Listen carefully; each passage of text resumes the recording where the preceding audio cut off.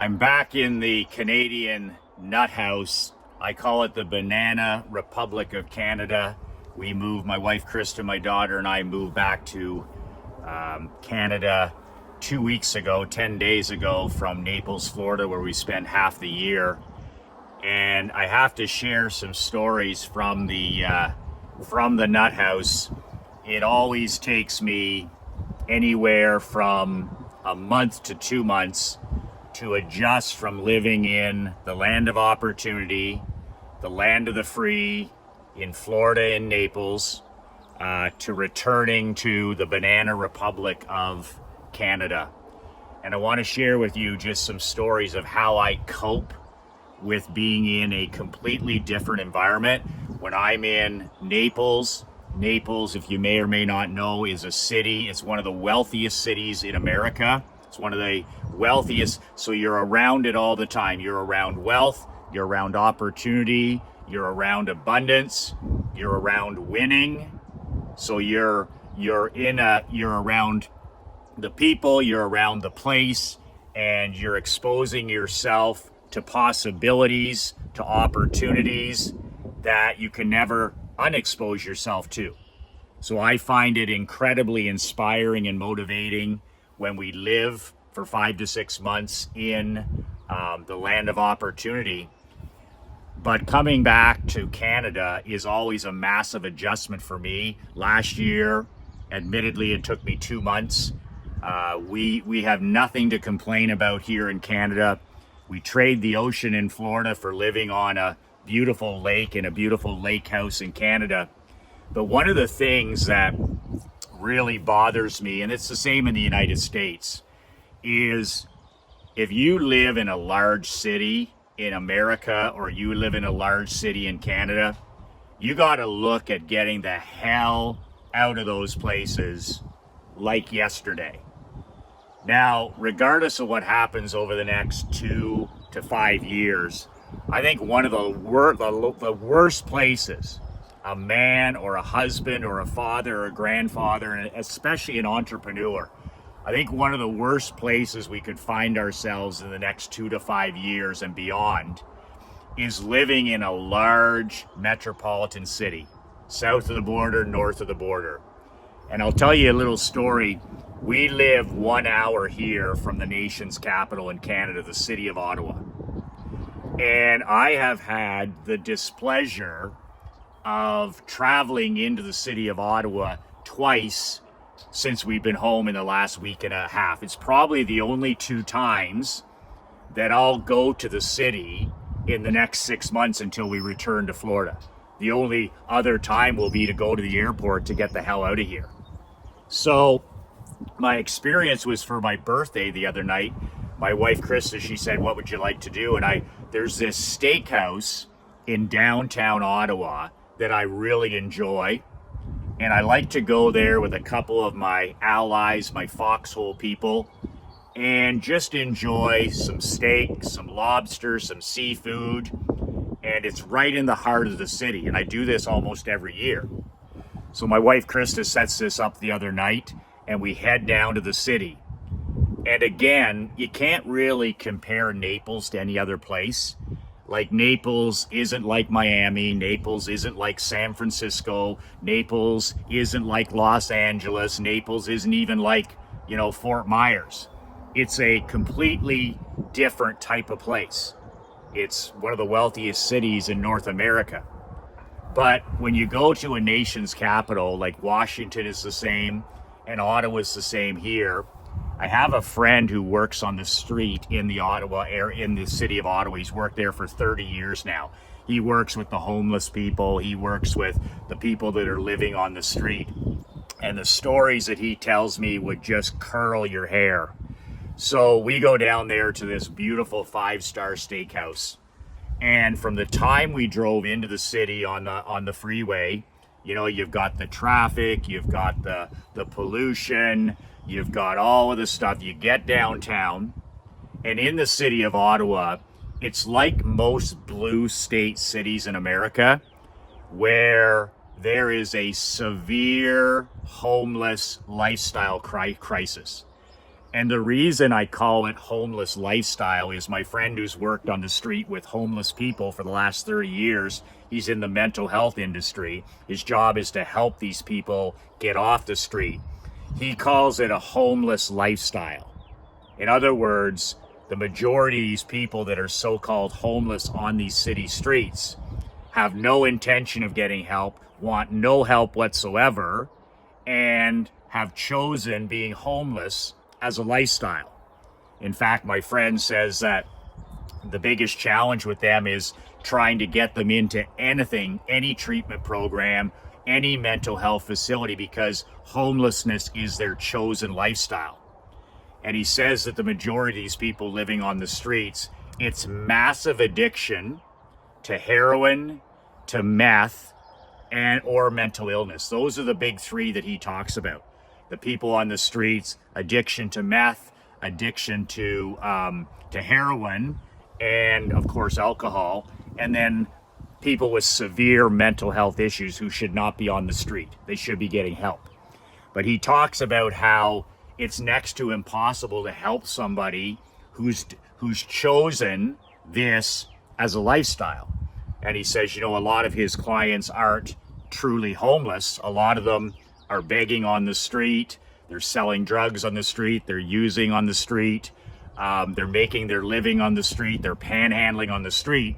But a lot of them are in government housing. Some of them are in government apartments. Some of them are in rent control buildings.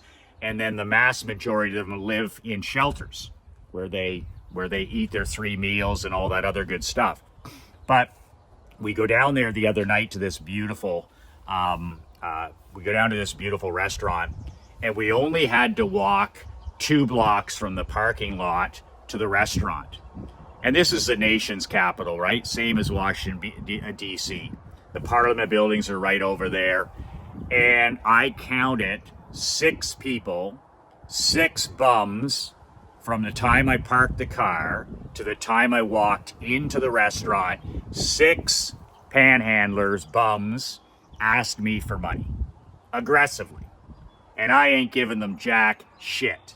In Canada, I'm in the 50% tax bracket, so I already pay for those guys, so I ain't paying anymore. So 6 guys, I parked the car, a guy asked me for money. I get out of the car, a guy asks me for money. I walk down the street, a guy asks me for money. I walk around the corner, a gal asks me for money.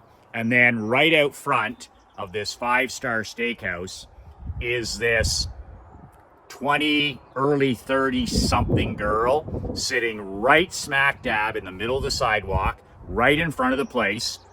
She's eating a Subway sub, and she has a dirty Tim Hortons cup out in front of her. She's sitting on a pillow.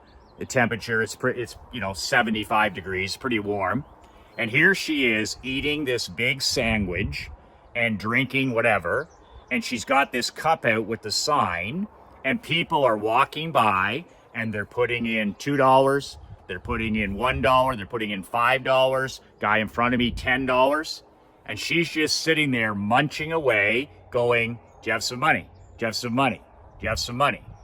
And people, of course, are putting in $2, $4, $5, whatever. And she's just sitting there. Now, what the money goes to, who knows, but I can guarantee you a handout today is a handout tomorrow. So she's back in front of that restaurant tomorrow. But just the way she aggressively accosted everybody that went in, like I didn't give her anything, right? So she gave me the sneer. And that's every person that's patronizing that business. Now, I don't give a shit about people on the street in terms of I feel safe. I don't have any problems with confrontation whatsoever. But for most people, I think of my parents walking down in the city. I think about my wife, my daughter, and I'm like, who wants to go through that? And in Ottawa, Ottawa's San Francisco, right? Ottawa is Portland. Ottawa is New York City in certain areas. You got the needle exchange down there. You got the tent set up. The guys and gals go in and shoot up their heroin. They go in and exchange their needles. They throw the needles on the ground. I walked over 3 different needles on the way in the gutter on the way to the restaurant. And of course, these people they're not the old winos you know, back in the day, that are asking you for a quarter so they can get a bottle of wine at the liquor store. These are mentally ill, severely addicted people that are very, very aggressive when asking for money. They're not really asking for money, are they? They're almost demanding. So the shame tactics are in play. The bullying tactics are in play. The intimidation tactics are in play. And I know, because I had 6 of them on the way to my meal. So we enjoy a nice meal in there, and we come out, and there's a different person sitting in the middle of the sidewalk, and it's like, you know, 8:30 at night. And then all the way back to the car, it's just me, because I go get the car. I don't want them to go through that. And I'm accosted by four people on the way back. Can I have some money? Hey, buddy, you got some change? You got some change? Whatever. No. Lots of vitamin N. And I'm literally getting in my car, and here's this guy. I don't know what he's on. I don't know what he's doing. He's obviously got big problems, and he's dancing in the parking lot, no shirt on, and he's no shoes, pants falling down, and he's dancing and screaming and yelling and begging for money. And I get in the vehicle and I leave. So that's your experience trying to go down into the nation's capital just to have a meal. Now, there's ice cream parlors down there, there's pubs, there's restaurants, there's museums, but literally there's thousands and thousands of homeless people all over the streets. It's a massive crisis. They're urinating on the sidewalks, they're defecating here, there's needles here, cursing, cussing, swearing, and literally these guys and gals sitting on the stoop, the front step of these small businesses, and accosting people that walk in. And it'd be nothing for a small business owner to come and open their business in the morning and have some guy or gal sleeping on their step where they pissed on their step the night before. Like, it's just absolutely repelling. So I won't go there again probably till next year. And money runs from these cities, right? Money is running out of Portland. Money is sprinting out of California. Money is sprinting out of Ottawa, as an example. And this, of course, is all planned, right, by our politicians. This is all planned. This isn't a mistake. They want everybody sick. They want everybody unhealthy. They want everybody depressed. They want everybody anxious. They want everybody dependent. So this is just part of that overall scheme. Our government, they hate us. They hate you. They hate me. They don't want people to be doing well. They want people to be doing very poorly. And then you're dependent on more government. So my pal who works down the street, I said to him last year, I said, you've been working on the street with these cast of characters that we're supposed to feel so sorry for, and we're supposed to donate, and we're supposed to give half of our paycheck to. And I said, out of the thousands and thousands and thousands of these people you've worked with over the last 30 years, how many people do you actually help in a year? And my friend has exposure. He has access to detox beds for 5 days to get a person detoxed off of drugs and alcohol. He's got access to 30-day and 60-day programs completely paid for by the government. He's got programs. He's got everything you could imagine. And I said to him, how many people would you have helped last year? And he goes, 0. I couldn't believe it. He said, I can't lie to you, brother. He said, I'm down here every day. I'm in the shelters. I'm in the homeless shelters. I'm in the needle exchange tents. He says, I can't help anybody because of what the government has provided here. He goes, how am I supposed to get a person off of heroin when the government provides them with free needles, provides them with a $2,000 check every month, and provides them with a tent downtown to go shoot up heroin? He says, how can I compete with that?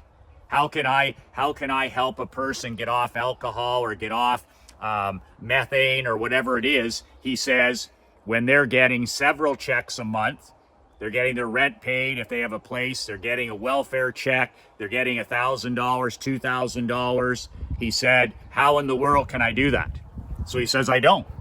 He says, I'll go meet some of these people he'll meet them at a Tim Hortons or a Dunkin' Donuts, and he'll lay it out for them. He'll say, look, I can help you get back to your family, back to your children, get you off the streets. And then he'll make an appointment the next day to meet them at detox or meet them at a treatment center or a mental health facility. And he says, I have an almost zero show up rate.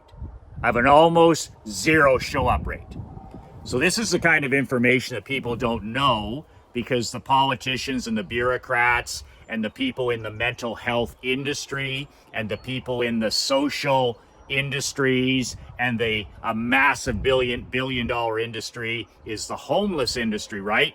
The mental health industry, the homeless industry. And these people are like, it's a lifestyle. Not for everybody, but it's a homeless lifestyle. So it's just insane. It's just insane, because I feel for the small business owner, I feel for the entrepreneur in a city who has to put up with their clients and customers being accosted. They can't do anything with these people. They're out in front, they're being aggressive, they're bullying, they're being rude, they're dangerous in some cases. It's filth everywhere.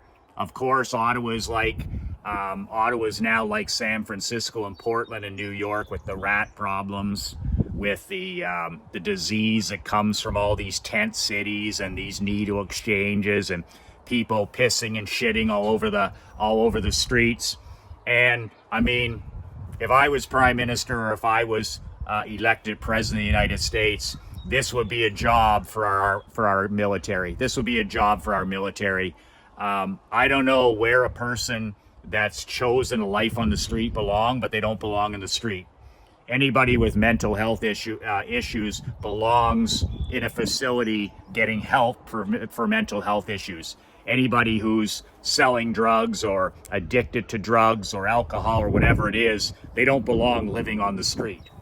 So it's an absolute crisis in America, especially in the blue cities. It's an absolute crisis in the cities now under the Banana Republic of Canada. I mean, it's a clown show under Trudeau, right? An absolute clown show. And the thing that most people don't get is how this is part of the plan. Like, this didn't happen by accident, right? Our city wasn't like that 8 years ago. Our country wasn't like this 8 years ago. America wasn't like this, I don't know, 3-4 years ago, certainly not to this extent. So it's a plan, and we have to decide how long we're going to tolerate this kind of thing. But as far as being a husband and a father, I have to admit to you that, you know, we live in a small town. We live in a rural area outside of even the town, so that we don't have to deal with 99% of this stuff. I got a 5-minute commute. We live on the water. My daughter goes to a private school here. Everything is small town. Everything is family values. Everything is kind of old fashioned the way I like it. And I wouldn't live in a city other than, say, Naples, because it's not really a typical city. Like, we feel very, very welcome in Naples. But man, oh man, if I'm you and I'm living in one of these big cities, the biggest thing I'm talking to my queen about is like, how the hell can we get the hell out of here? Because it's going to get worse before it gets better, right? It's going to get worse before it gets better. And I think your peace of mind and your happiness and your success and your safety is going to be found in these rural areas, in these off the beat states, in these small communities. I call them one stoplight towns. I'm a one stoplight town kind of guy. And, you know, that's basically, you can't overcome your environment. Your environment and who you associate with literally forges your life. So if you're not happy with where you're living, especially in a big city, like Dan Kennedy told me, you're not a fucking tree, Michael. You can move. You're not rooted in the ground. You can move. It's a house, sell it. It's a condo, you can sell it. It's an apartment, you can leave. And Kennedy said, you know, those big green signs on the highway, he said, Michael, those are exits to better places. So when we were going through the lockdowns and the restrictions here, and Canada was just a mess. Schools closed, restaurants closed, sports closed, everything shut down. Kennedy said, Michael, where would you want to go? And I said, we want to probably go to South Florida. He said, well, what are you waiting for? You're not a fucking tree. You're not rooted in Canada. You can go somewhere else. You have a passport. Greatest decision we ever made. I have to admit, greatest decision we ever made was going to the land of the free, going to Florida, going to Naples specifically. My daughter's out riding her bike. She's out rollerblading every day. She's living her best life. And I have to admit also that in Canada here, we live in a great small community. We live outside of the town. My mom and dad, who are 90, live right beside us. We look up the lake, we boat, we sea-doo, we jet ski, we water ski. We have a very good life in both countries.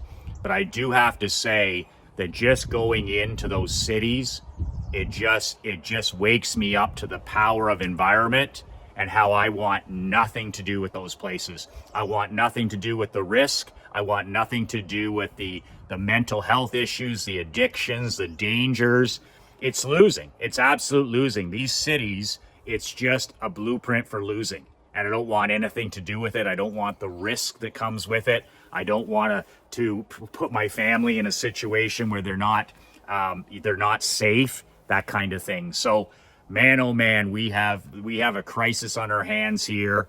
Homelessness and addiction as a lifestyle, and it's going to take some brass balls to get this one turned around. But in the meantime, that's my recommendation for today. If you're not happy living in one of these big cities, if they're falling apart as you want, it's not going to get better. It's going to get worse for a while. My God, consider moving to some of these incredible small towns, these incredible small communities, these incredible states and provinces where people still have they still have their brains about them, where people actually have some old-fashioned values, where they actually have some intelligence, and where people are actually happy and have peace of mind. Really, really something to think about. A tip of the hat to Mr. Dan Kennedy for telling me the way it was. You're not a tree, Michael, you can move. Changed my life completely 3.5 years ago. You can download a free copy of my book below, 5 Ways to Unfuck Your Life in the Next Month. Print it off, share it, do whatever you want. It's the 5 things I've used over the last 30 years to get my shit together from time to time. You can download a free copy at the link below. 2 words that changed my life, 2 words that can change yours. Be relentless.